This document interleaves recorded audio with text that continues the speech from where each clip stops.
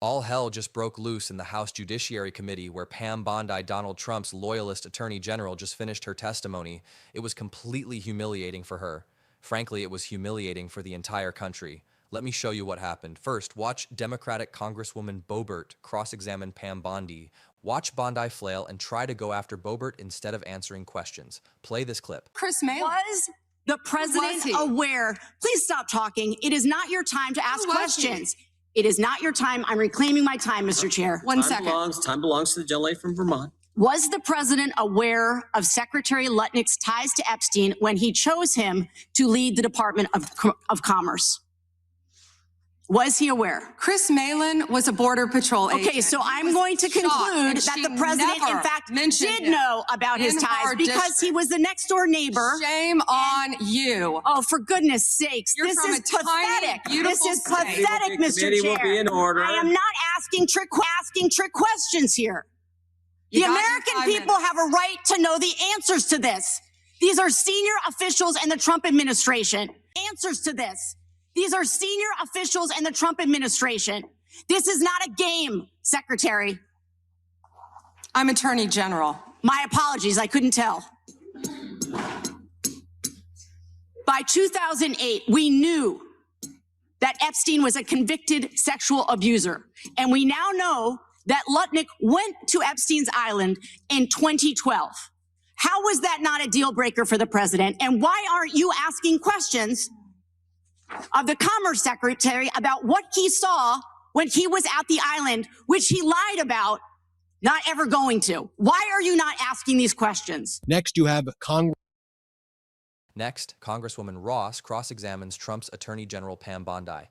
Note that Bondi claims she did not even know that Ghislaine Maxwell was transferred from a facility in Tallahassee to a cushy, low-security setup with VIP treatment in Bryan, Texas. That sounds like perjury to me. Play this clip. Does a convicted sex offender like Ghislaine Maxwell deserve special treatment and privileges in prison? Yes or no? Let me be crystal clear on this. No. And Thank you. let me keep going. No, let me keep going. Perfect. Well, I did not know she was being transferred. I asked you yes or no. She was not transferred to a lower Mr. Chairman, level. please stop the clock and remind the witness of the rules. One rule she needs to understand I'm glad here. that we're agreeing. So when we're agreeing, we can move on to some other things. When But we're I not want you agreeing, to know that every time she does get these perks, and it's been publicly reported, that the folks she's abused, the survivors who are sitting here, they see themselves as being denied justice. They feel re-traumatized. And I'm glad that we agree on that. But she should not be in that prison. And she needs to be moved back to a maximum security prison as soon as possible. But what she has told another committee here is that she won't cooperate with them unless she gets clemency from Donald Trump. It's just crazy to consider that she can be wielding this kind of influence within the administration. But that begs the question, who ordered her to be transferred to the minimum security prison that she was ineligible for? Then we heard from Democratic Congressman Ted Lieu, who cross-examined Bondi. Play it. Former Prince Andrew, Donald Trump attended various parties with Jeffrey Epstein. I want to know, were there any underage girls at that party or at any party that Trump attended with Jeffrey Epstein?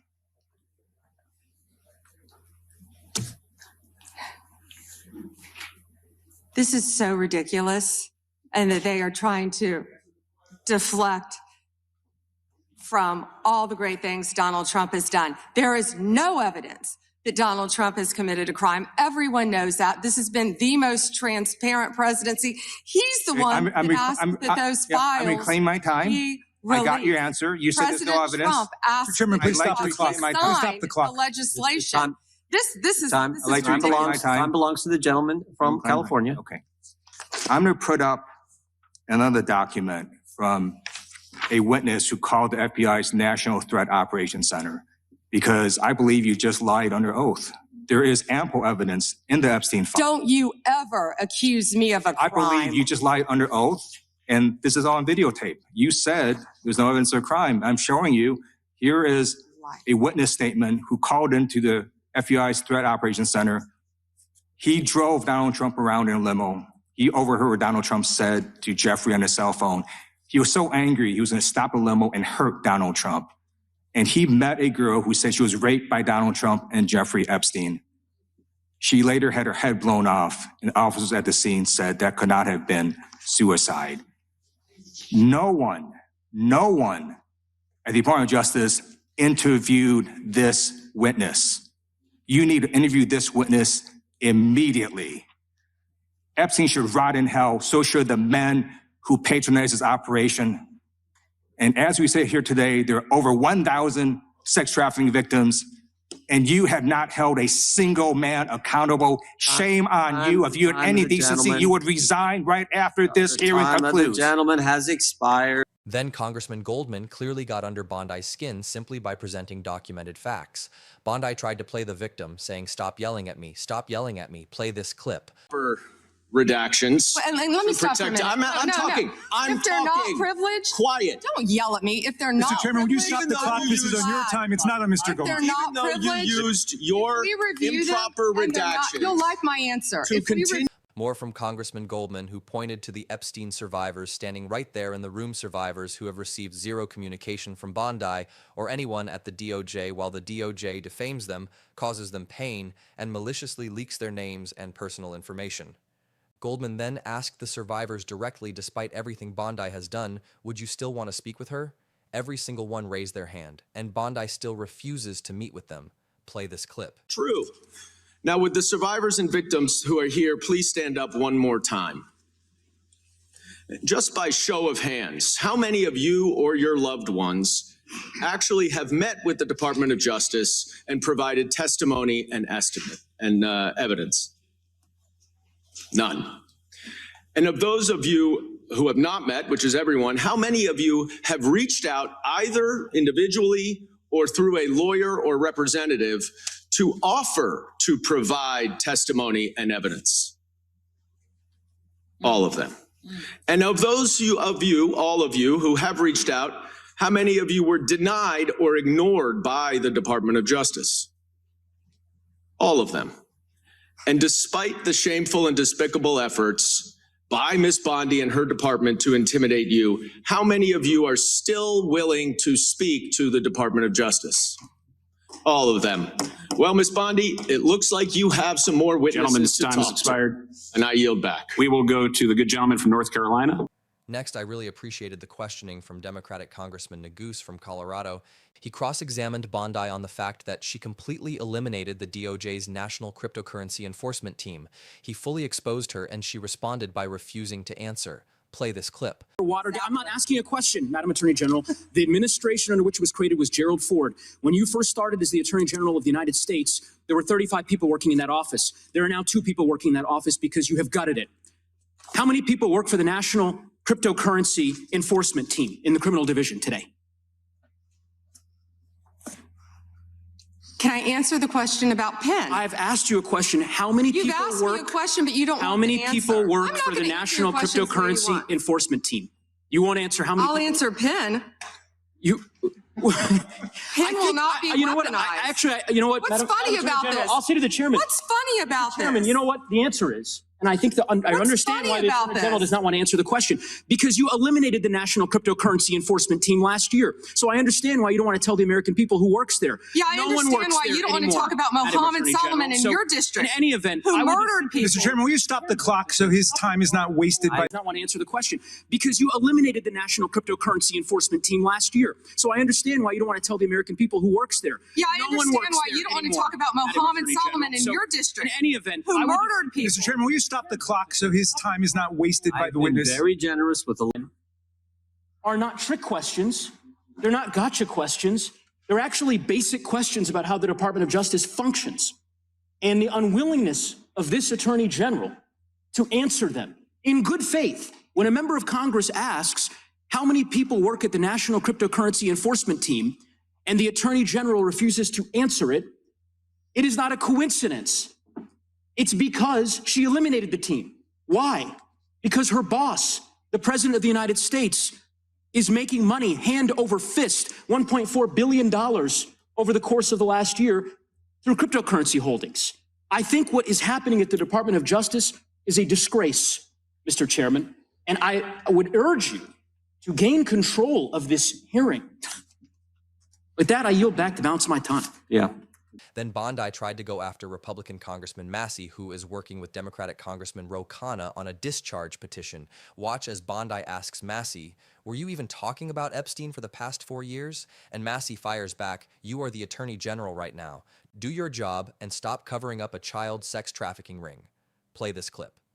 Did you ask Merrick Garland that the last 4 years? Did you talk about Epstein? I am reclaiming my time. I'm glad you're asking about Merrick Garland. You don't get to reclaim because time this when is you don't, bigger than when Watergate. when I don't answer a question the way this you goes want. over 4 administrations. You don't have to go back to Biden. Let's go back to Obama. Let's go back to George Bush. This cover-up spans decades, and you are responsible for this portion of it. And that's now, where the I want to know at what point did the FBI and the DOJ decide that Lex Wessner was not a co-conspirator? Because our Epstein Files Transparency Act requires you, please put it back on the screen, please, to release the internal decision about whether to prosecute him or not, and it's not in the files, and it's not in the files for any of these other men. Time of the gentleman has expired. May she answer? Move to Chairman, it's my time. Within 40 minutes, you asked me a question. You can give Within me- 40 minutes,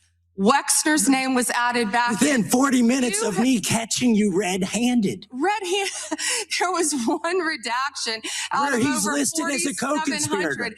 and we invited you in. Gentlemen, This guy has Trump derangement syndrome. He needs to get. You're a failed He won. politician. Gentlemen, You need to I get want you to on watch things the matter. video. Mr. Chairman, please restore his time and remind the witness of the rules There here. is no credible information.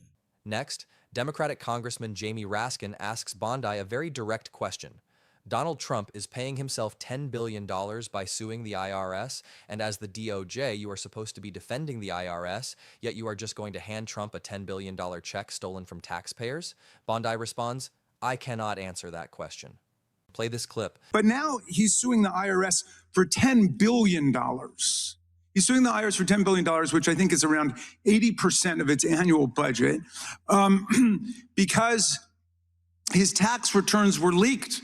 And they were illegally leaked by a private contractor who actually is in prison now, Charles Littlejohn.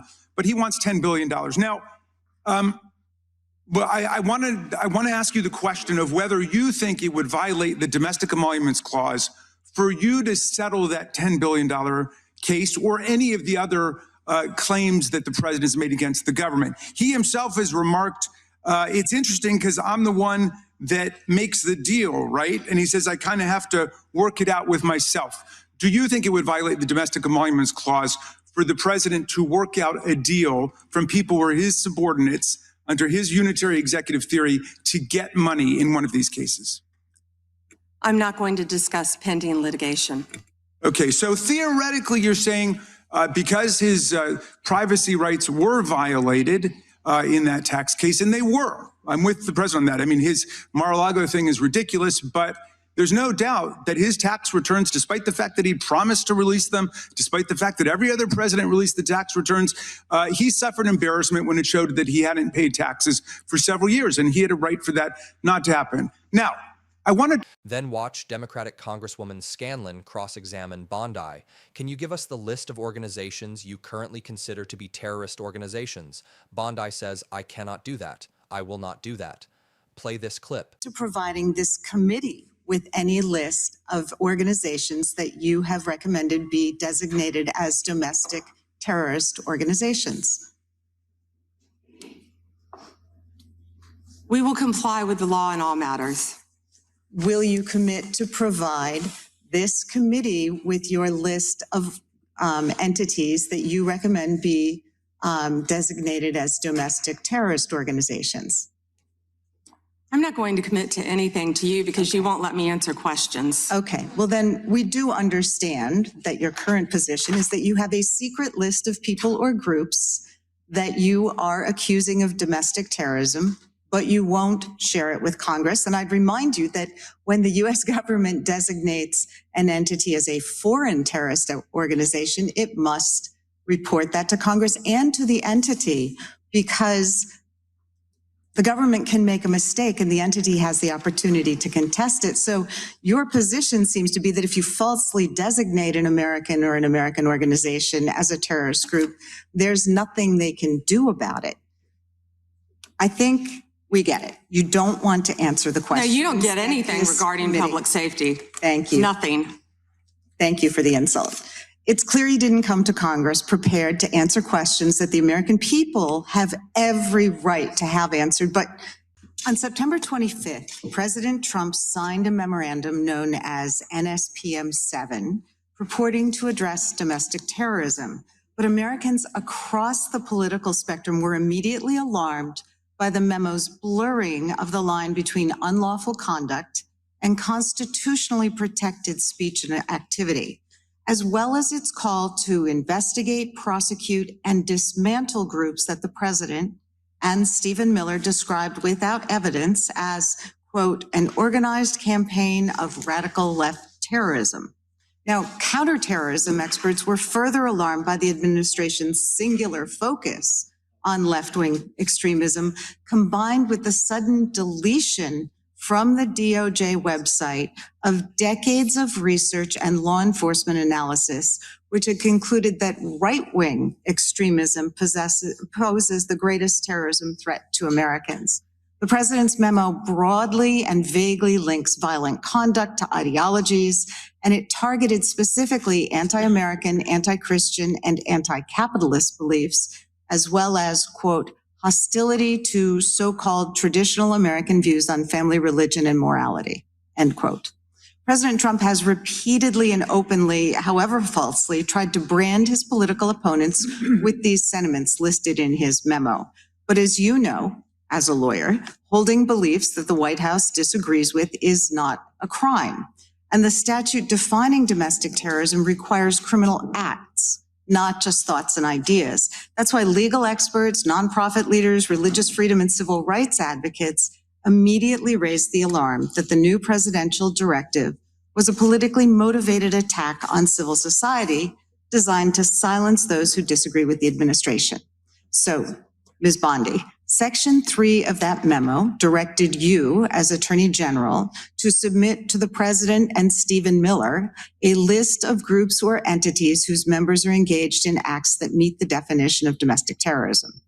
And then on December 4th, you directed the FBI to work with a variety of law enforcement entities to compile a list of groups and entities engaged in such acts by January 3rd, 2026, and to update that report every 30 days thereafter. So can we assume that you or persons under your direction at the Department of Justice have prepared that list of groups or entities who are designated as domestic terrorist organizations? And I just remind you, that's a yes or no question. Did you prepare I'm not the going to list? answer it yes or no, but what I will say is I know Antifa is part of that. I will talk to you about I'm that. reclaiming And on my time. February I 5th, asked you 2025, whether you an prepared Antifa member a was list. arrested in Minneapolis I'm federal court reclaiming for my cyber time. stalking. Did you They ask have a question and list? don't want an answer. The answer is yes or no. Time belongs to the gentleman from Pennsylvania. Gentleman, lady can proceed. Okay. So You realize that Trump's DOJ has compiled a list labeling organizations they do not like as domestic terrorists. We are probably on that list too. That is what is happening here. And great questioning by Scanlon. Next, watch Attorney General Bondi admit that Trump's name does appear countless times in the documents that have been produced. Play this clip. Bondi, it's been reported that there were at one point 1,000 personnel assigned to the task of identifying and scrubbing Donald Trump's name from the Epstein files. Were those reports accurate?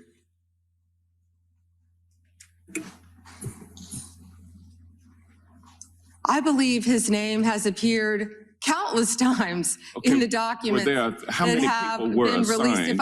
If I could finish, I'm going to read you the stats. I just simply asked whether or not it was true. Okay, then just show us everything. Show us the redacted files. Show us the unredacted files. Just release it all. Then Bondi claims she does not know what the phrase jackpot and Hyde means. Play this clip. Because you're not answering the question. You do a Jekyll and Hyde kind of routine around here. And I just want you to answer my questions. What does Jekyll and Hyde mean? Can Well, you it explain means that? you're nice to the Explain Republicans and you turn like Hyde on Democrats. But let me ask. I really love this next moment where Democratic Congressman Moskowitz points out that Donald Trump's name appears in the Epstein files more times than the name Jesus or God appears in the entire Bible. Then Moskowitz pulls out a Trump Bible right there in the hearing. Watch this. Recently tells a House Oversight Committee that she wants clemency to release more names. Kash Patel under oath said Trump's name appears less than 100 times in the files. We now know that's not true. Trump's name appears more times in the Epstein files than God's name appears in the book about God. Okay, by the way, this is the Trump Bible. Move over, King James. Also appears more times in the Epstein file than Harry Potter's name appears in the 7 books about Harry Potter. Lutnick says that in 2008, he went to Epstein's home, says he had a massage table in the living room, that Epstein said he got one every day, that it was the right type of massage. He and his wife decide to leave and say they'll never be in a room with him again. Howard then says, I'm sure the Epstein stuff is all on video. He was the greatest blackmailer of all time. Well, how would Howard know that? But now the files are public, and in 2012, we find out that he and his family are on Epstein Island after Epstein pled guilty to state charges. I'm from Florida. I take my family to Disney World, not to Epstein Island. And then Bondi did not appreciate those questions at all. She said, I think it is completely inappropriate that you would hold up a Trump Bible. Play this clip. Like 25 seconds left. So because I'm curious, and I'd like to see, flip to the Jared Moskowitz section of the binder. I'm interested to see what staff provided on the oppo on me. And because we're in the Olympics, I'm going to give it a grade. I just want to see how good it is. So give me your best one. So first of all, nothing is funny about mocking the Bible and holding up a Trump Bible. That's what you did. You made a joke, and I find offense to that. That's all I have to say. I want it from the burn book. Shame. I want it from the burn book, which is the best one. What you got? Has expired. The gentleman from Wisconsin's recognition. Thank you. More from Congresswoman Boebert, who points out we have all this evidence of senior Trump officials with ties to Epstein. And Bondi responds, I do not know what ties means. Play this clip. We have evidence. Do you know who Chris Malin is? We have evidence that 3 senior officials within the Trump administration have ties to Jeffrey Epstein. And what does ties mean? I can conclude from what you are mean? saying that you have not talked to them. What does ties mean? Can I you think define Americans would be shocked to learn that you are not interested in talking with these officials who have ties to Jeffrey Epstein. What does across ties the mean? world, Can you define that? across the world, Can you prominent define men ties? who've been exposed in the files have resigned their jobs in disgrace, and that's a good first start. And that same Disgrace is standard, not saying the word this Chris same Malin. standard should apply here. And Americans want accountability. Who is Chris Malin? Was the president he? aware? Please stop talking. It is not your time to ask was questions. It is not your time. I'm reclaiming my time, Mr. Chair. One second. Time belongs to the gentleman from Vermont. Anything about Epstein, not once when he was. Weak sauce. And also, I want the record to reflect that, with this anti-Semitic culture right now, she voted against a resolution condemning. Is Jewish. I just want to be clear. Do you want to go there, Attorney General? Or do you want to go there? Are you serious? Talking about anti-Semitism to a woman who lost her grandfather in the Holocaust? Really? The committee will be in order. Talk to Jared Wise about anti-Semitism. The ranking member knows that. Can I get like 30 seconds back, Yeah, I've been. Balance took I think 30. the whole. Boebert was great there. Next, Democratic Congresswoman Jasmine Crockett. Here is what she had to say. Play it. The fact of the matter is that you will be remembered as one of the worst attorney generals in history. An attorney general who has prioritized obstruction over justice, corruption over the law, fealty to the president over loyalty to the Constitution. And Mr. Chairman, I will yield. Lady yields. And that the president is a pedophile, but there is a lot of evidence in these files that suggests that he's very close friends with a lot of men who are pedophiles. What's crazy about all of more taxpayer resources arresting journalists than you are prosecuting pedophiles and creeps. In fact, your boss, the president, for one, Donald Trump, is one of the most named people in the Epstein files. At least 5,000 files contains more than 38,000 references to Trump, his wife, or Mar-a-Lago. Fact number 2, Jeffrey Epstein and Ghislaine Maxwell made young girls available to Trump on multiple occasions. For example, according to this file, Ghislaine Maxwell presented a young girl to President Trump who spent more than 20 minutes apparently flirting with her. Here's another example. This shows notes from FBI investigators that describe Jeffrey Epstein transporting a victim to Mar-a-Lago to meet with President Trump, where he bragged to Trump that, quote, "This is a good one."